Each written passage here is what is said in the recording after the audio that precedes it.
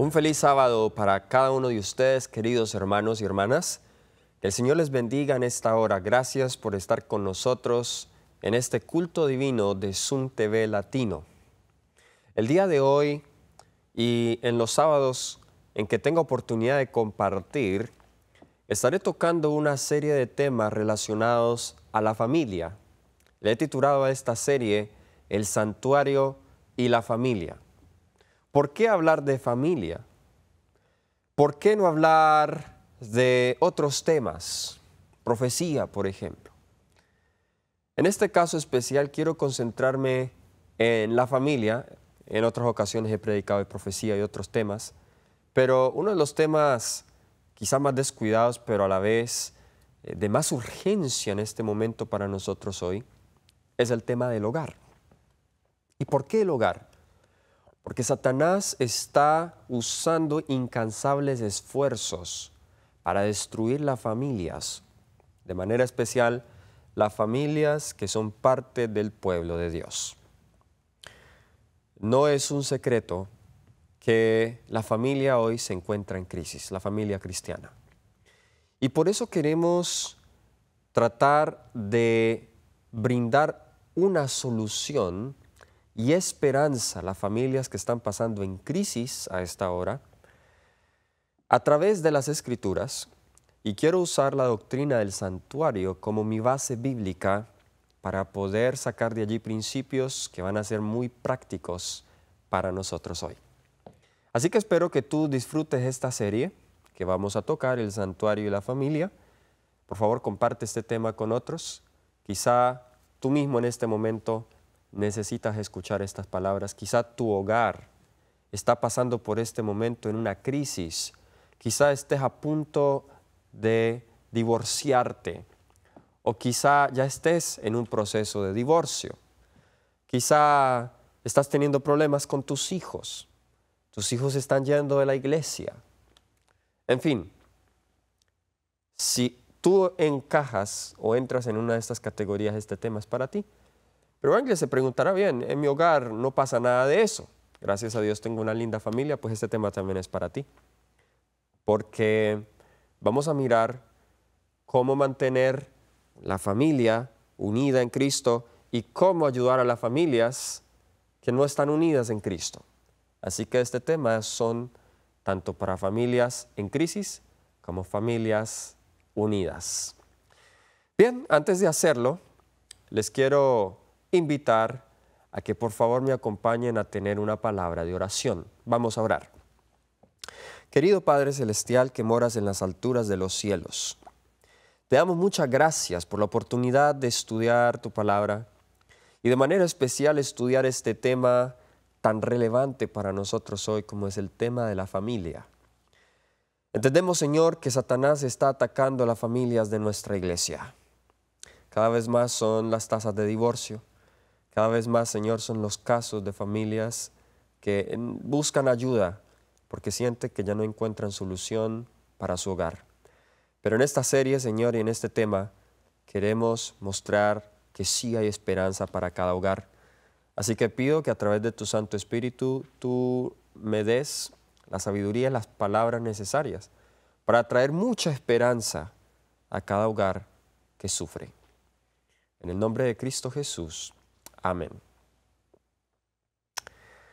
Muy bien, ese primer tema le hemos titulado SOS Familia. ¿Qué significa eso de SOS? Estas siglas son un código en Morse o es una señal que significa un peligro extremo y se usaba principalmente por barcos que estaban en el mar. Por ejemplo, cuando el Titanic chocó contra ese témpano de hielo y envió una señal de auxilio, enviaba estas señales de SOS en código Morse.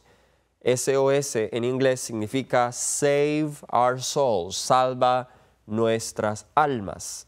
Es una señal que se da en un contexto cuando hay profunda y seria emergencia.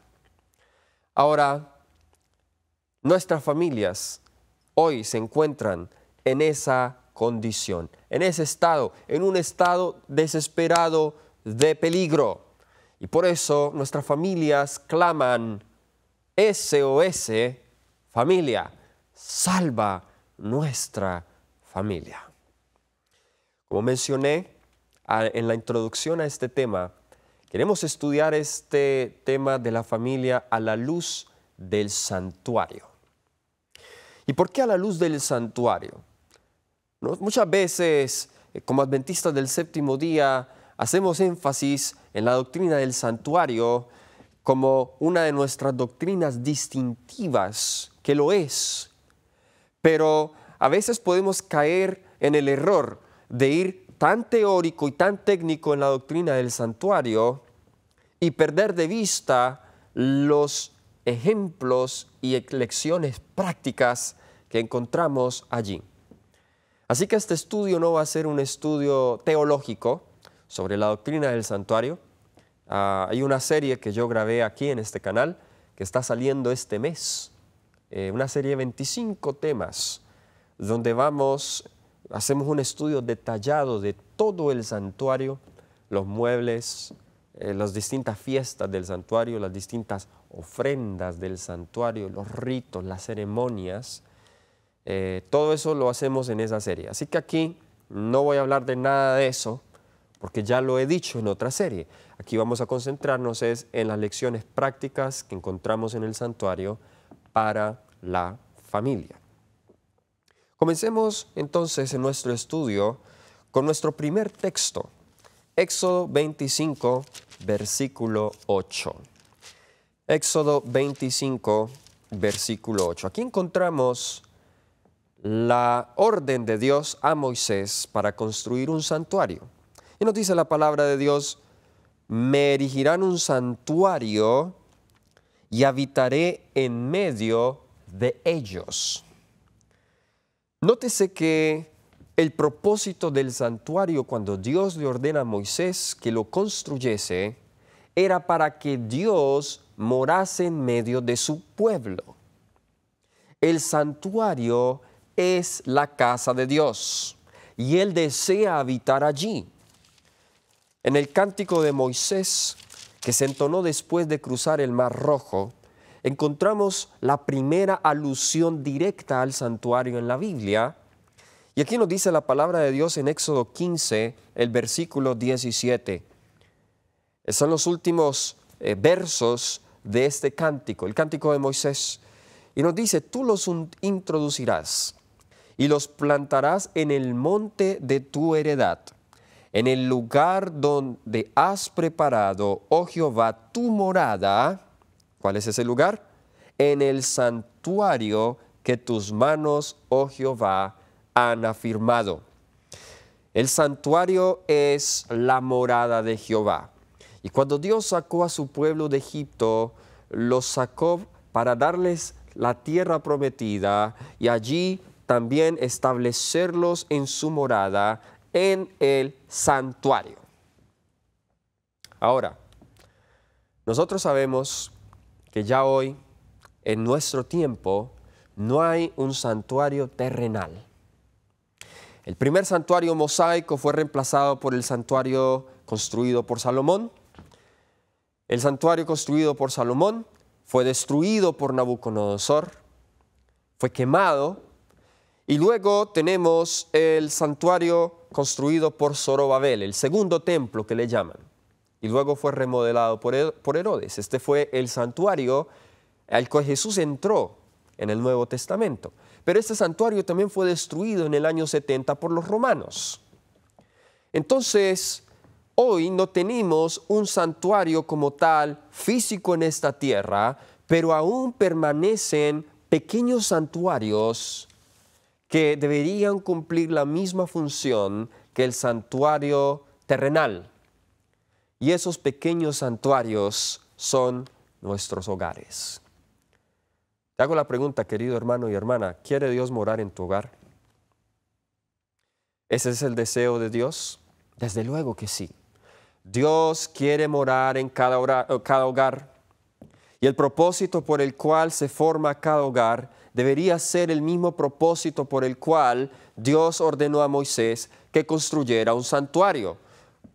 Dios quiere morar allí. Tristemente, la mayoría de hogares que se forman hoy se forman solo con el propósito, o más bien, déjeme cambiar la palabra propósito, se forman solo movidos por sentimientos o pasiones. Muy pocos de verdad entienden o tienen un concepto elevado de qué significa formar un hogar.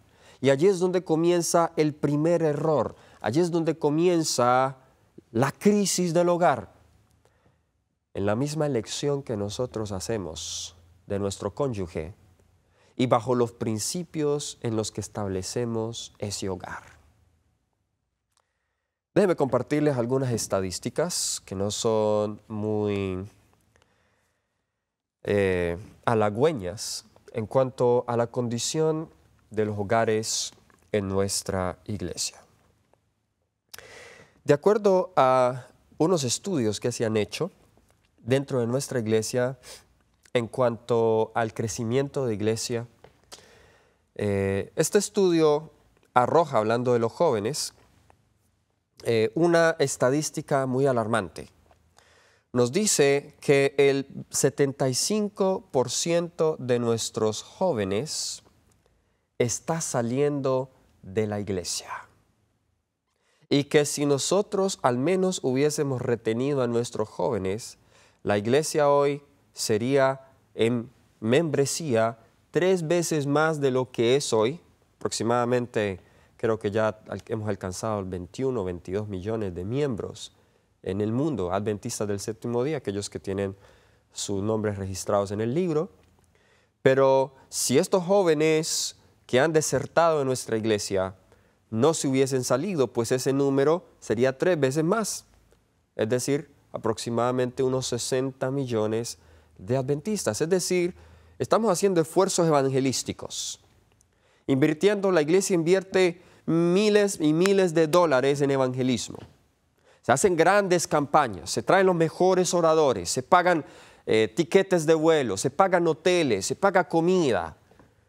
El trabajo es pesado y es bastante. Gloria a Dios por las campañas evangelísticas. Gloria a Dios por esos esfuerzos. Gloria a Dios por las almas que se bautizan como resultado de esas campañas. Gloria a Dios por eso. Pero las pocas almas que ganamos en las campañas evangelísticas entran a la iglesia, pero tenemos otro filtro en la iglesia, tenemos otro liqueo, si me permiten usar esa palabra, tenemos un escape en nuestra iglesia que quizá no estamos prestando atención lo suficiente, y lo que ganamos a través de la campaña evangelística ahora lo perdemos en proporciones más grandes debido a los jóvenes que salen. Ahora, fácilmente nosotros podemos culpar a la iglesia y decir, la iglesia no está haciendo bien su trabajo. Pero en realidad, aunque la iglesia tiene algo que ver con esto, la responsabilidad principal cae sobre los padres. No solamente el 75% de nuestros jóvenes están saliendo de la iglesia, pero las estadísticas también mencionan que en la iglesia la tasa de divorcio es casi la misma que en el mundo. No he vuelto a leer estudios y análisis actuales en cuanto a esto, pero la última estadística de la cual estoy enterado fue alrededor del año 2015. Las estadísticas en cuanto a las tasas de divorcio dentro de nuestra iglesia. Estoy hablando de la iglesia adventista del séptimo día. De acuerdo al estudio, en el mundo, en los 2 primeros años, un 51% de personas, de parejas que se casan, terminan divorciadas en los 2 primeros años. Esto es el mundo. Y en la iglesia adventista, en los 2 primeros años, aproximadamente un 49% de parejas que se casan terminan divorciadas. Y luego la estadística también hablaba de los 5 años en comparación con el mundo de la iglesia. Esa parte no la tengo aquí conmigo, el dato. Pero es una estadística muy triste, porque estamos casi igual que el mundo. 49-51% no es una diferencia muy grande. Nosotros deberíamos ser ejemplo al mundo de hogares bien constituidos. Deberíamos ser ejemplo al mundo de lo que significa tener una familia bien ordenada, bien constituida. Pero estamos casi igual que el mundo. En una cita que encontramos en la revista, en el periódico The Review and Herald, febrero 21 de 1893, la sierva del Señor nos dice lo siguiente: la influencia de una familia bien ordenada y disciplinada es una mayor influencia de bien que sermones poderosos desde el púlpito. A Satanás no le importa, o quizás sí le importa, pero no le importa tanto, que se den campañas evangelísticas, pero que se descuide la familia.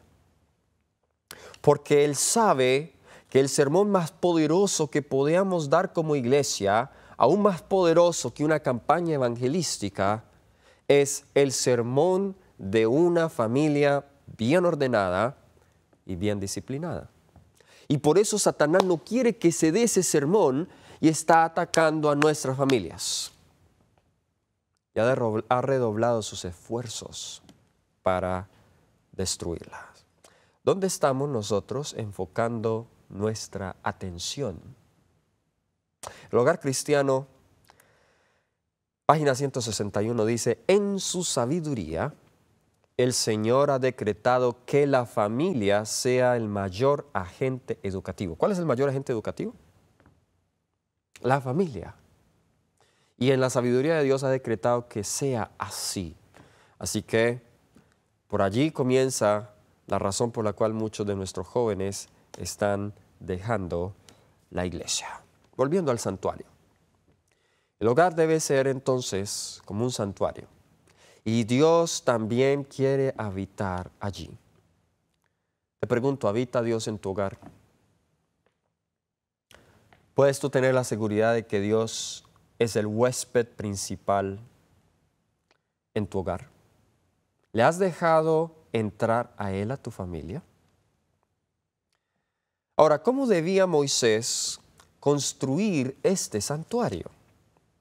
Volviendo a el libro de Éxodo, el capítulo 25 y el versículo, esta vez 40, encontramos las instrucciones de cómo Moisés debería construir este hogar, este santuario.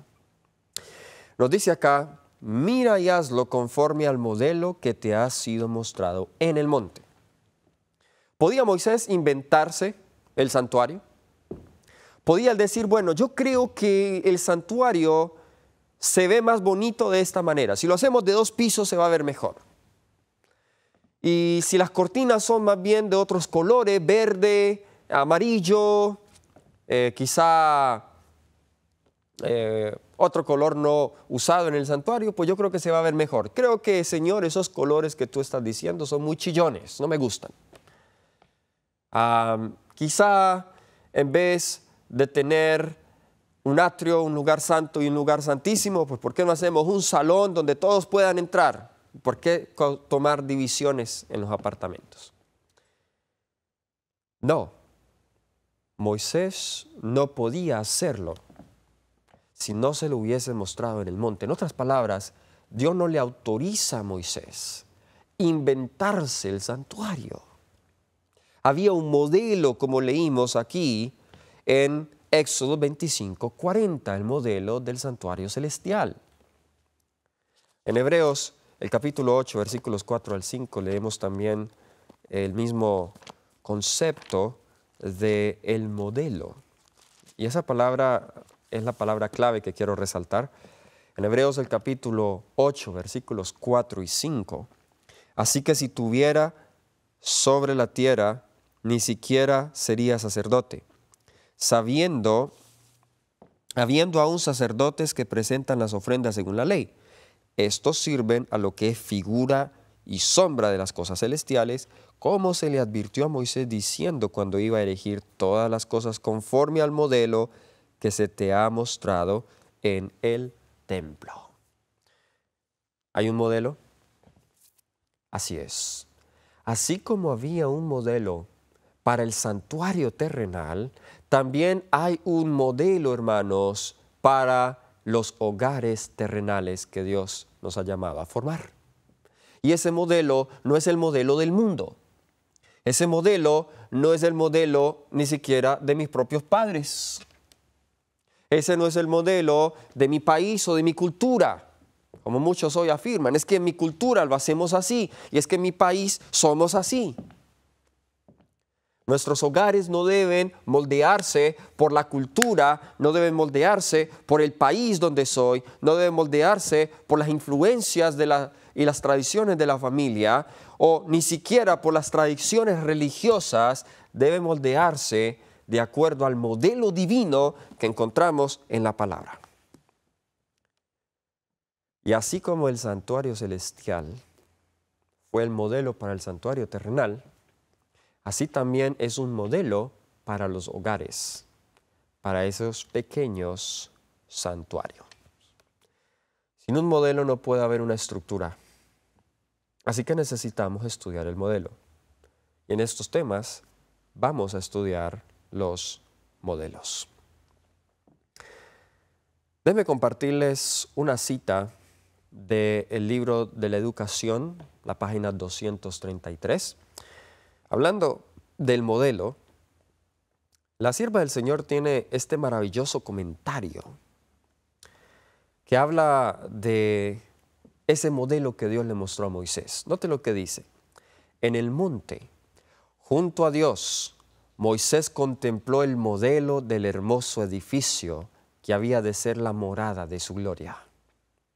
En el monte, junto a Dios, en el lugar secreto de la comunión, podemos contemplar su glorioso ideal para la humanidad. De ese modo, podremos levantar el edificio de nuestro carácter en forma tal que se cumpla para nosotros su promesa. Habitaré y andaré entre ellos, y seré su Dios, y ellos serán mi pueblo. Nótese que la sierva del Señor dice, en armonía con la Biblia, que Moisés, para ver ese modelo, tuvo que subir al monte. ¿Cuál es ese monte? Porque eso es importante para poder saber qué tipo de hogares Dios desea que tengamos. Para que Moisés recibiera las instrucciones para el santuario, tuvo que subir al monte. ¿Cuál es ese monte? Y en la misma cita dice, en el lugar secreto de la comunión. Oh, ¿cuántos hogares hay hoy que no se oran en esos hogares? En muchos hogares hoy no se ora y no se tiene el culto familiar. Y no se le enseña a orar a los niños. Yo me doy cuenta, y quizás esta regla no siempre sea cierta, pero en la mayoría de las ocasiones esta regla no falla. Cuando yo le pregunto a un niño en la iglesia, yo le pido a un niño que ore, y el niño rehúsa orar, le da pena orar, o quizás la parte de la pena es muy común en los niños, pero rehúsa orar, o no sabe orar, o le disgusta el momento de la oración. Para mí eso es una señal de que quizá, no puedo llegar a una conclusión concreta, pero quizá en ese hogar no se está orando con el niño. No se le está enseñando a orar al niño. No se le ha enseñado al niño a que tome deleite en los espacios devocionales del hogar. Hay que estar en el lugar secreto de comunión con Dios. Y nos dice ella acá, lo aplica al carácter, pero lo podemos aplicar a la familia, que así podremos nosotros saber cuál es el ideal que Dios tiene para la humanidad. Y el ideal que tiene para tu vida, pero también el ideal que Dios tiene para tu hogar. ¿Cuántos hicieron esta preparación antes de casarse? No, pero hoy la forma en cómo nosotros entramos en relaciones, y este tema también es para los jóvenes o personas solteras que me estén viendo, es que el criterio que nosotros basamos es si me gusta, si me atrae. Y bueno, como soy cristiano, adventista del séptimo día, si cree en Dios. Si cree en Dios y es adventista es suficiente. Y son los criterios muy superficiales. Y tristemente muchos de esos matrimonios que comienzan así terminan en fracaso. Necesitamos entonces contemplar el modelo, necesitamos contemplar el ideal. Tristemente la gran mayoría del mundo y aún de hogares cristianos han perdido de vista el modelo original. Y como resultado la inspiración arroja esta desconcertante estadística. Note lo que dice Testimonios para la Iglesia, tomo 4, página 495, dice: ni siquiera hay un matrimonio de cada 100 que resulte feliz, que lleve la sanción de Dios y coloque a los cónyuges en una posición que les permita glorificarlo mejor. ¿Cuántos? Y yo sé que esta es una expresión que Ellen White comúnmente usa, no la podemos tomar exacta, pero sí arroja una desconcertante realidad. Ni siquiera hay un matrimonio de cada 100, ni siquiera dijo de cada 20, a veces ella utiliza esa expresión, ni uno de 20 dice, pero aquí dice, ni siquiera hay un matrimonio de cada 100 que resulte feliz. ¡Wow! ¿En qué nos estamos basando hoy? ¿Cuáles son los modelos? Los hogares que vemos en las películas, los hogares que vemos en la televisión. Algunos hombres tienen el concepto falso de que para ser esposos lo que tienen que hacer es proveer nada más. Y con tal de que provean para la familia, ellos creen que ya están cumpliendo su deber. Falso, error grande. Aunque sí es cierto que la labor, una de las labores y los roles del hombre es ser el proveedor del hogar. Eso no es lo más importante. Y vamos a estar hablando de todo esto en detalles. Queremos muchas veces aparentar, o en nuestras familias queremos simplemente nosotros satisfacer las demandas de la moda y de la sociedad en cuanto a cómo debe ser una familia. Y gastamos recursos y esfuerzos para poder presentar ante el mundo que somos una familia, y quizá con los muebles más caros y la casa más bonita. Y dedicamos mucho esfuerzo a eso, pero no dedicamos esfuerzo a adornar las virtudes cristianas en el carácter. Así que Dios quiere habitar en medio de cada hogar. Y vamos a ir mucho más antes que Éxodo 25, cuando Dios le ordena a Moisés que construya un santuario. Vamos al mismo Edén, que muchos estudiantes de la Biblia concuerdan que el Edén fue el primer santuario terrenal que Dios dio al hombre. Es un tipo de santuario allí en el Edén. En el Edén, antes del pecado, nosotros vemos que había perfecta comunión entre Dios y el hombre. Dios descendía cada mañana y cada noche, cada tarde, a tener comunión con Dios, a tener culto familiar con Adán y Eva. ¿Cómo lo sabemos? Pues cuando Adán y Eva comen del árbol, Génesis 3, versículo 7, versículo 8, dice que Dios se paseaba por el huerto en el aire del día. En realidad en otras versiones dice en la frescura del día. Para hacer la frescura del día tuvo que haber sido o la mañana o la noche. O sea, personalmente él se paseaba por el huerto en el aire del día, en la frescura del día. ¿Para qué venía? Venía para tener comunión con sus hijos. Es decir, ahí en ese diálogo que encontramos nosotros en Génesis capítulo 3, entre Dios, Adán y Eva, ese diálogo sucedió en uno de los horarios que ellos tenían para tener culto con Dios, familiar. Y justo era el mismo horario que luego se usa para los sacrificios, las mañanas y las noches. A esa hora, Dios realiza un sacrificio para cubrir la desnudez de Adán y Eva con pieles. O sea que había perfecta comunión. Pero Isaías 59:2, y vamos a leerlo, note lo que nos dice Isaías 59:2, ¿qué hizo el pecado? ¿Qué hizo la entrada del pecado? al hombre y cómo afectó eso la relación del ser humano con Dios. Isaías 59:2 nos dice, pero vuestras iniquidades han hecho división entre vosotros y vuestro Dios, y vuestros pecados han hecho que oculte de vosotros su rostro. ¿Para qué? Para no oíros. ¿Qué causó el pecado? División. ¿Entre quiénes? Entre nosotros y nuestro Dios. Y por ende, en Génesis 3, nosotros vemos que primero ocurre una división vertical. Me refiero a vertical, uso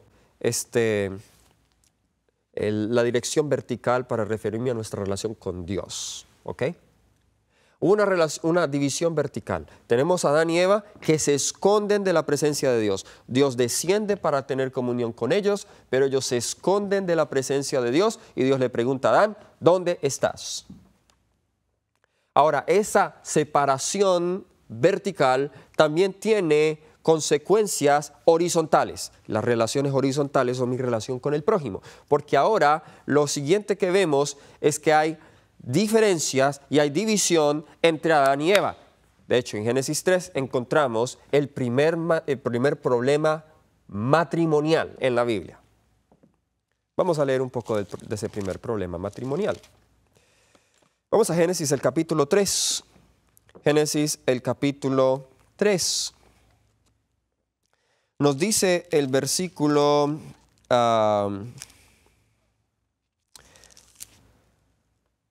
11 en adelante. Génesis capítulo 3, versículo 11. Entonces Dios le preguntó, ¿quién te enseñó que estabas desnudo? Este Dios hablando. ¿Acaso has comido del árbol del cual yo te mandé que no comieras? Dios está haciendo una investigación. Noten lo que responde Adán, versículo 12. El hombre le respondió, la mujer que me diste por compañera me dio del árbol y yo comí. Ahora, vamos a parar acá. ¿A quién le echó la culpa a Adán? Entonces aquí viene Dios, aquí viene el pastor a tener consejería matrimonial con esta pareja. Le hace una pregunta y estos cuadros yo los he visto mucho. El esposo le echa la culpa al esposo. Es que es difícil vivir con esa mujer. Pastor, usted no sabe cuán difícil para mí es eso. Ella no me tiene la comida lista. Ella no me da espacio, me cela. Me controla lo que yo gasto. Así que si yo me airo con ella y le hablo de esa manera, eso que ella le dice es por culpa de ella. Hoy esos cuadros de justificación propia tan comunes en nuestros hogares. Aquí está el origen. ¿Cuál fue la razón? Una división entre Dios y el ser humano. Y por ende, ¿qué debemos esperar? Que también haya una separación entre el prójimo. Y hay una separación dentro de nosotros mismos también. Ahora Dios va a hablar con Eva. Versículo 13. Entonces Dios dijo a la mujer, ¿qué es lo que has hecho? Ella respondió, la serpiente me engañó y yo comí. Bueno, Eva no le echa la culpa a Adán, pero le echa la culpa a la serpiente. Se autojustifica.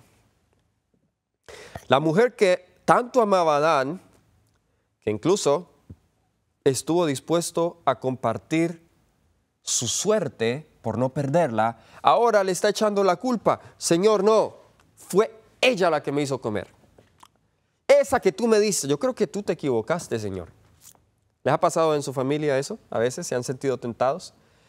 La mujer o el hombre hace algo que luego no llena mis expectativas o aún así nos puede conducir a cierto error y dudamos y dice, Señor, pero supuestamente esa fue la mujer o el esposo que tú me diste. Y comenzamos a colocar a Dios en tela de juicio. Implícitamente Adán le está diciendo a Dios, Señor, como que te equivocaste de esposa. Porque mira, esa mujer que tú me diste, ella fue la que me hizo caer en la tentación. No había rendición de cuentas en Adán personalmente. No tenía la sinceridad de ser responsable de sus propios actos. Le echó la culpa a su mujer. Hay división. El capítulo 4. Tenemos el primer problema entre hermanos en la Biblia. Noten, inmediatamente entra el pecado. Lo primero que leemos en la Biblia es que la familia es lo primero que se ve afectado. Una de las primeras cosas. Aquí también vemos consecuencias emocionales porque Adán sintió vergüenza y miedo. ¿Okay? Vemos también consecuencias naturales porque las hojas comienzan a caerse, la tierra es maldita debido al pecado, pero las repercusiones más fuertes que se ven es en la familia. En Génesis capítulo 4 vemos esta pelea entre estos dos hermanos. Caín mata a su hermano Abel. Y luego vemos ahí mismo en el capítulo 4 que el primer caso de poligamia. Lamec fue el primer polígamo, tuvo 2 mujeres, Ada y Sila, en el versículo 23.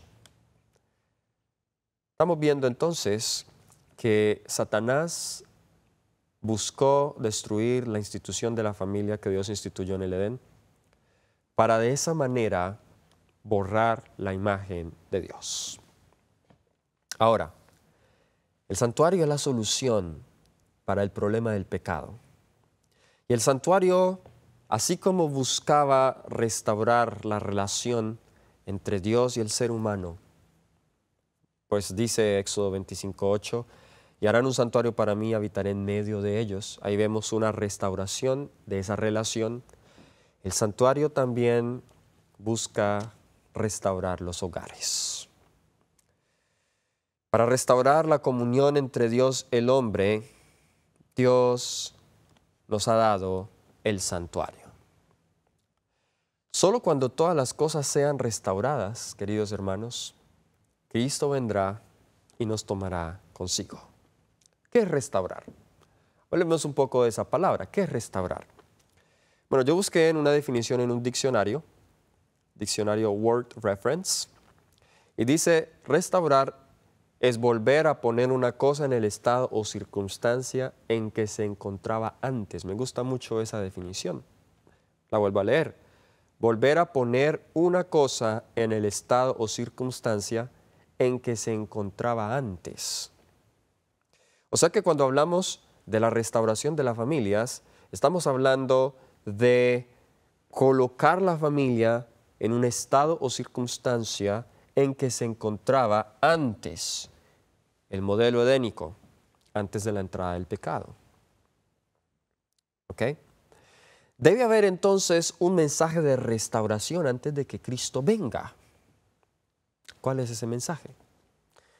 El mensaje es, vamos a leerlo, ¿cuál es el mensaje de restauración? Mateo el capítulo 17 y el versículo 11. Mateo capítulo 17 y el versículo 11. Voy a leer desde el versículo 10 para el contexto. Versículo 10 dice: entonces sus discípulos le preguntaron diciendo: ¿por qué pues dicen los escribas que era necesario que Elías viniera primero? Versículo 11, respondiendo Jesús les dijo: a la verdad Elías viene primero y restaurará ¿qué? Y restaurará todas las cosas. Interesante. Jesús aquí está hablando de Juan el Bautista. Los discípulos y los judíos entendían la profecía de Malaquías 4, que leeremos en un momento, que Dios levantaría a Elías antes de que venga el día grande de Jehová. Bueno, ellos entendían eso como la resurrección del Elías, o no la resurrección, perdón, porque él fue trasladado al cielo sin ver la muerte, pero la venida del Elías tisbita, el Elías literal. Pero Jesús les dice: no esperen a Elías, él ya vino. Aquí se está refiriendo a Juan el Bautista. ¿Y cuál era la misión de Elías? La misión de Elías era restaurar todas las cosas. ¿Qué es entonces restaurar? Habíamos dicho, restaurar es volver a colocar algo en las circunstancias y condiciones de cómo se encontraban antes. Entonces Elías vendrá a restaurar la familia. De hecho, ese mismo mensaje lo vemos en Malaquías 4, versículos 5 y 6. Ese es el mensaje, o en resumen, esa es la misión de Elías. Cuando hablamos del tercer Elías, es común que hacemos énfasis en la misión escatológica de los últimos tiempos de Elías, de pronunciar juicios contra Jezabel, contra Acab, contra los falsos profetas de Baal, de hacer descender fuego del cielo. Y eso es cierto, eso es parte de la misión. Pero Elías también tiene una misión práctica, y la misión de restaurar el hogar. Malaquías capítulo 4, versículo 5 y 6. Yo os envío al profeta Elías, antes que venga el día de Jehová grande y terrible.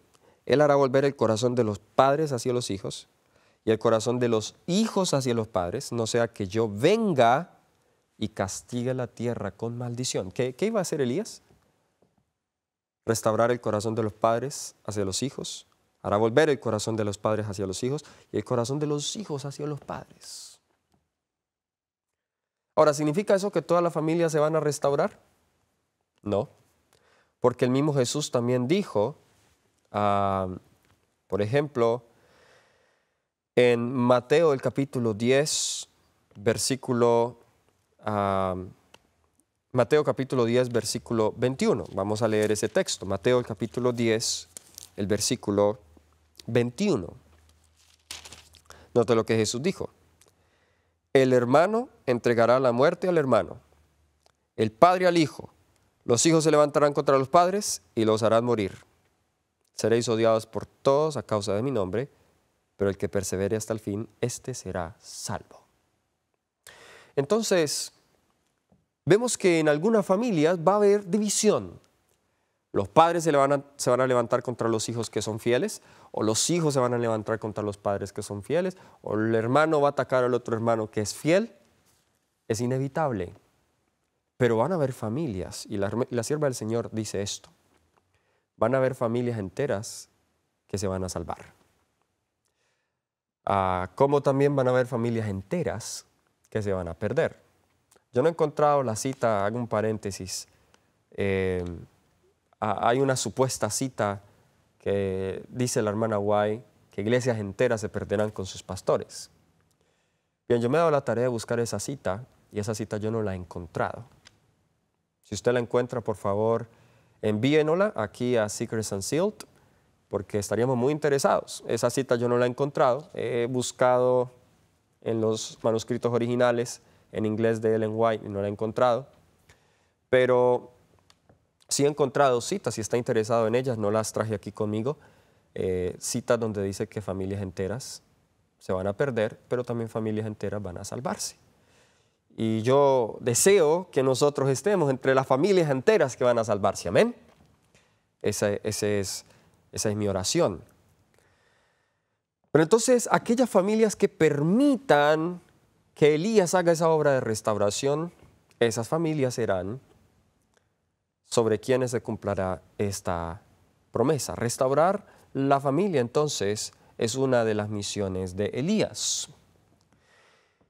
Y no solo eso, Elías también viene a restaurar cada institución y principio divino del Edén. Ha de ser restaurado. Esto incluye el sábado. Y en otro tema les voy a hablar de cómo estas dos instituciones, la familia y el sábado, están íntimamente ligadas. Son instituciones gemelas. Cuando una se afecta, la otra también. De hecho, el verdadero día de la familia es el sábado. Y por eso aquellos movimientos hoy políticos que buscan destruir el núcleo familiar con agendas políticas que no son bíblicas, para mí esa es una antesala para la desecración de la segunda institución, que es el sábado. Ahora, Dios quiere restaurar todo, la familia, el sábado, la dieta original, la verdadera educación, el rol del hombre y la mujer, etc.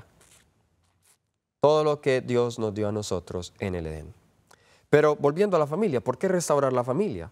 ¿Juega la familia un papel importante en la restauración del hombre en los últimos días? Déjenme leerles una cita. Esta cita en realidad fue la que me ha introducido a todo este tema de la familia. Yo comencé, de hecho, a estudiar y a preparar esta serie desde que estaba soltero. Y por la gracia de Dios, no porque haya algo bueno en mí, he tratado de seguir estos consejos al pie de la letra. Y el Señor ha bendecido grandemente todo este proceso de familia, todo este proceso de buscar esposa, pues cuando nosotros nos sometemos a Dios, Dios hace grandes cosas por sus hijos.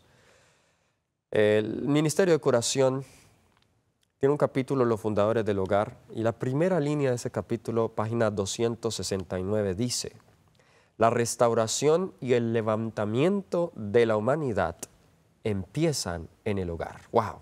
Déjame leer de nuevo eso. Y conectemos esta cita con Mateo 17:11.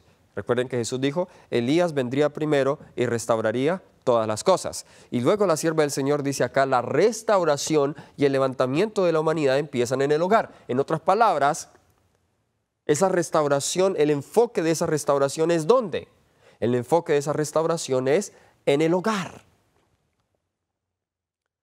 Pero ese es el enfoque hoy que estamos dando nosotros, ese es el enfoque que nuestra iglesia está dando, ese es el enfoque que tú y yo como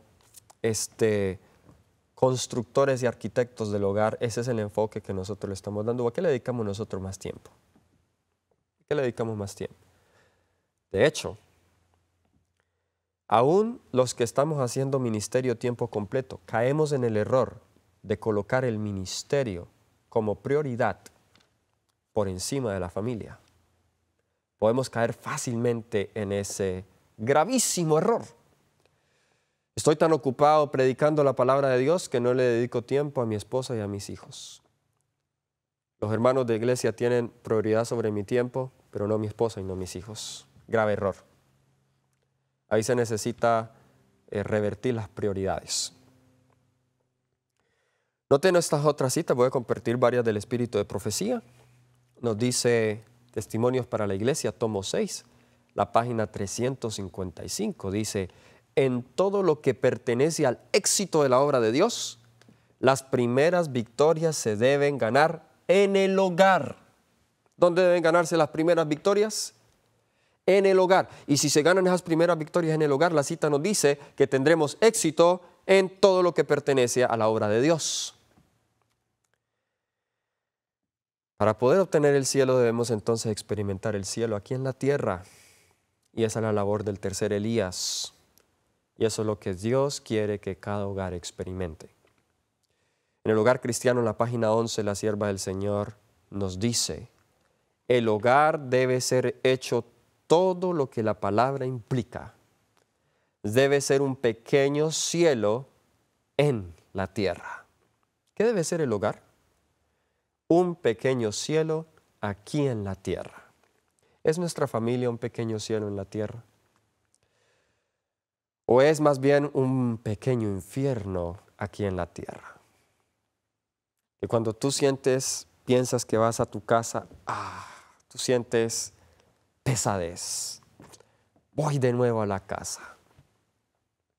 Donde todo es discusión, donde todo es conflicto.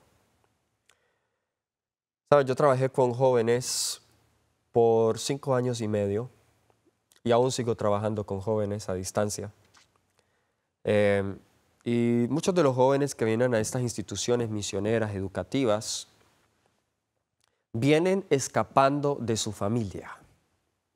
Y cuando piensan en regresar a su hogar, para ellos es un martirio, porque temen perder lo que han adquirido en su experiencia en la escuela misionera. Recuerdo una señorita me decía que ella no sabía qué significaba tener un hogar feliz, que para ella eso es una utopía, porque creció en un hogar, y estoy hablando de un hogar adventista, creció en un hogar donde la mamá gritaba al papá, donde el papá gritaba a la mamá, donde había conflictos todo el tiempo, donde para ella salir de la escuela y regresar a su casa, para ella era lo peor porque iba a llegar a escuchar, era conflictos. Y claro, ¿cómo nosotros esperamos que nuestros jóvenes se queden en la iglesia cuando yo estoy dando un mal ejemplo y cuando yo no reflejo la imagen de Dios en mi hogar a mis hijos, como nosotros esperamos. ¿Y saben qué es lo peor? Si los padres tienen cargos en la iglesia, pero en el hogar son una cosa completamente distinta. Si hay una cosa que le hace más daño a un joven, a un niño, es ver esa dualidad en el carácter de sus padres. Verlo predicar allá en la iglesia con saco y corbata y luego en la casa maltratando a la esposa o al esposo,